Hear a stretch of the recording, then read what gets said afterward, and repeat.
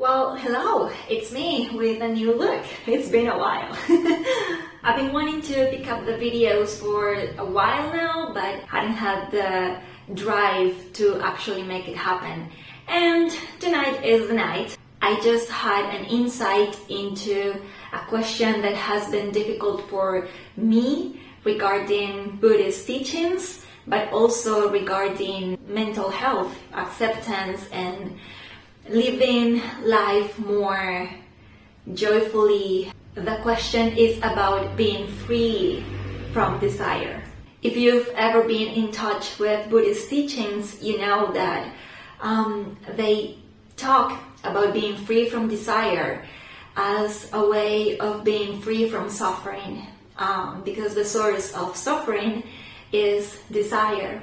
This always made sense to me, at least the part that suffering is related to desire, to the attachment. But I hadn't found a practical way of understanding this teaching.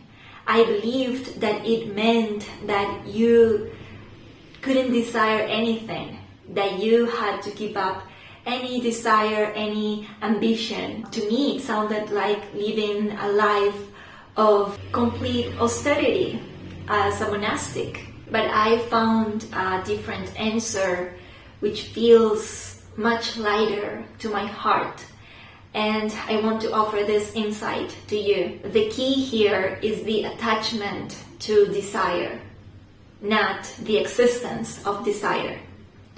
As humans, as living beings, desire is an intrinsic part of life, is the nature of expansion that life has. Otherwise, prokaryotes wouldn't have evolved into eukaryotes. So desire to me is unavoidable. What you can manage is attachment to desire.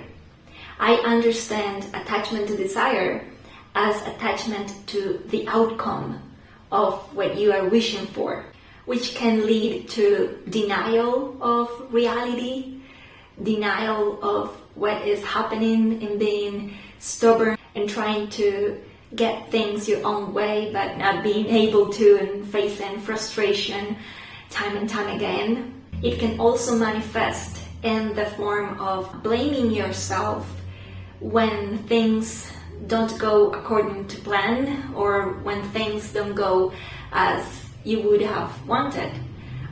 So you blame yourself. You think that you didn't do enough. You think that somehow you did wrong, or you were a bad person, so you don't deserve which you desire.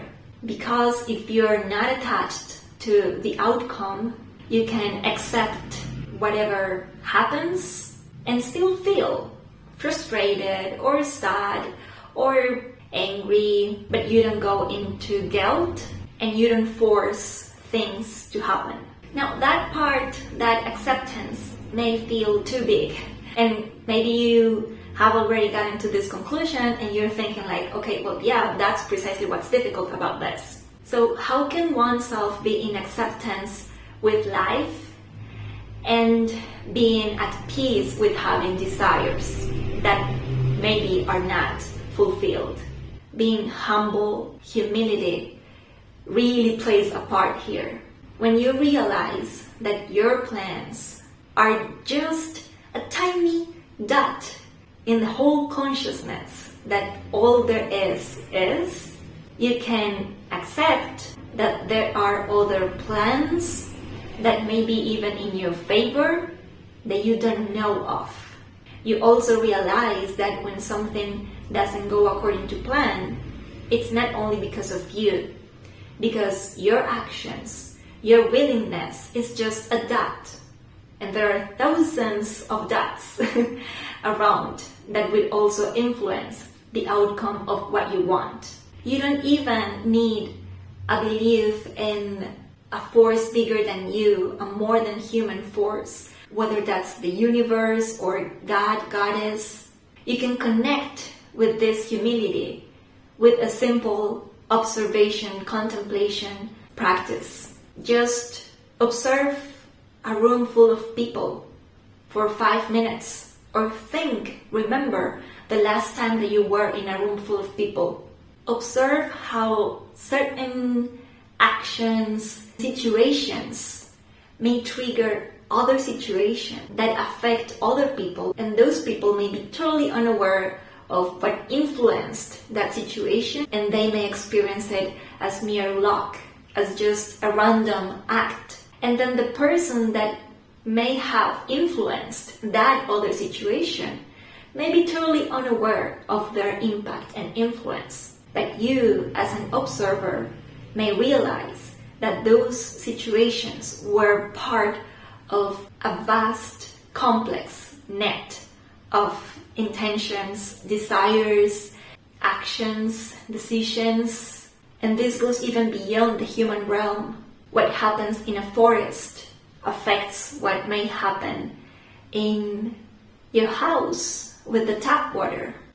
When you zoom out of yourself, you realize that your impact alone is not so big as to cause something not to happen or to happen.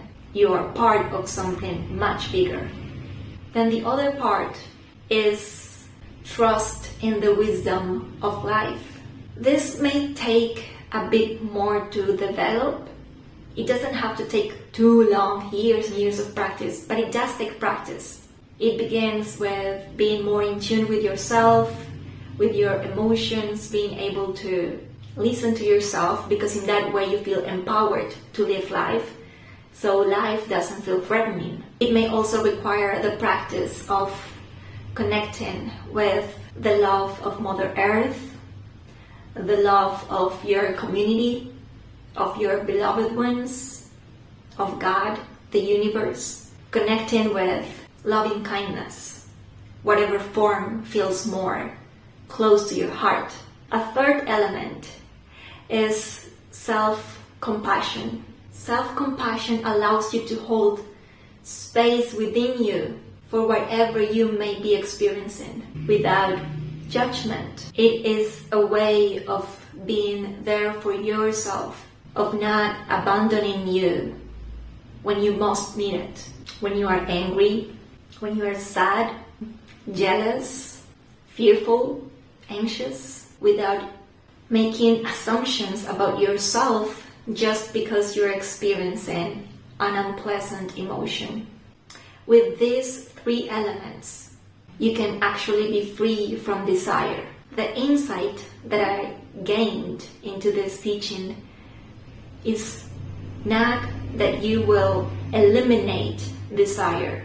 It means that you are not a slave of your desires, that your desires can be a source of joy, of inspiration, motivation, and they won't be a source of suffering. You can acknowledge that you desire something and recognize that whether that happens just like you want it or not, it is for the best, because you trust this wisdom that goes beyond your limited mind, that tiny dot that your consciousness is. And at the same time, you acknowledge that you are human, and you will feel frustrated, angry, sad if you don't get that which you want. And you won't blame yourself for that. You won't believe that that emotion is attachment. You'll be able to hold space for both the uncomfortable emotion, the disappointment,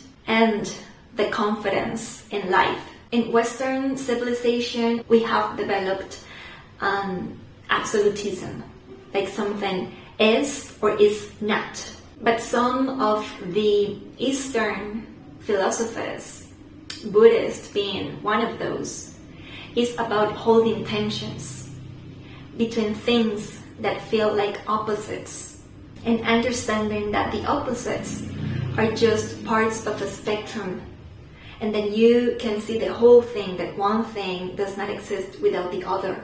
And regarding this specific teaching, I think this is about holding this tension between your human frustration with loving compassion and your acceptance of life's way. Let me know in the comments if this made sense to you, if this helped you in any way, or if there are more questions about this. Sending lots of light to your heart.